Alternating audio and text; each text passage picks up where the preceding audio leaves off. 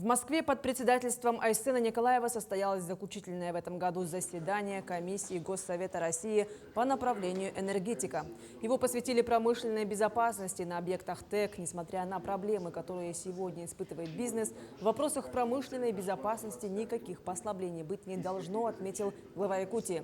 Абсолютный приоритет – это жизнь и здоровье людей. Участники заседания заслушали доклады, внесли предложения по предотвращению аварий и инцидентов на объектах ТЭК. Среди них совершенствование нормативно-правовой базы и внедрение современных технологий. В целом за текущий год проведено 11 заседаний комиссии. Очень хорошая форма нами выработана, нашей комиссии, она будет обязательно продолжена. Сегодня все члены комиссии с этим согласились.